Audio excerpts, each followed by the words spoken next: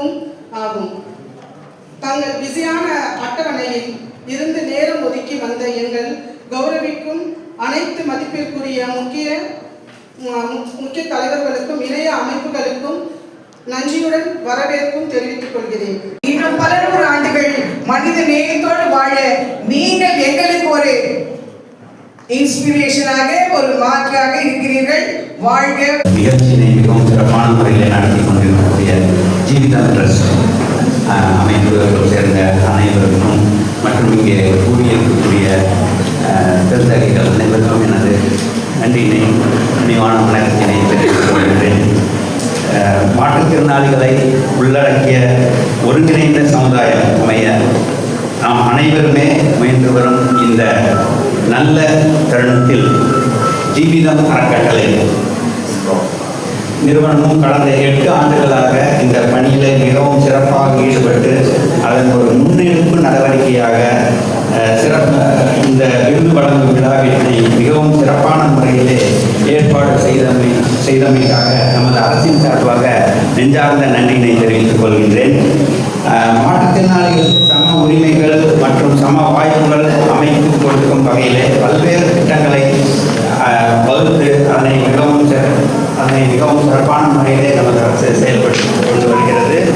மாற்றுத்திறனாளிகள் வாழ்வில் ஆரம்ப நிலை முதல் ஆயுள் காலம் வரை பல்வேறு தேவைகளை பூர்த்தி செய்யும் வகையில் தடுப்பு நடவடிக்கைகள் முதல் சிறப்பு கல்வி, வேலைவாய்ப்பு, தொழிற்கல்வி, சமூக பாதுகாப்பு போன்ற சிறப்பான பணிகளை வழங்குவதற்கான திட்டங்கள் நமது அரசு செயல்படுத்தி கொண்டு வருகின்றன.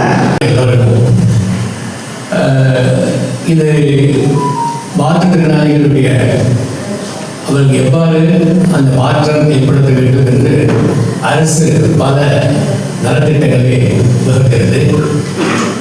அது தவிர தன்னார்வ தொண்டு அமைப்புகள், சமூகமும் நிறைய பணிகளை மேற்கொள்கிறார்கள். ஆனால் அது எல்லாமே கடைசியில் போய் நன்றாக சேர்ந்திருந்தா என்பதை பார்க்கும்போது நமக்கு வருத்தமாக தான் இருக்கிறது. திட்டத்தவன் எஃபெக்ட்னு சொல்வார். நம்ம ஒரு செயல்திட்டம் கொடுக்குறோம், அந்த செயல்திட்டத்திலிருந்து அது கடைசி வரைக்கும் போய் எல்லோருக்கும் அது பயனுள்ளதாக இருக்கிறதா, அந்த பயன் சென்று அடைகிறதா என்பதை உறுதி செய்ய வேண்டிய கடமை நம்ம எல்லோருக்கும் உண்டு.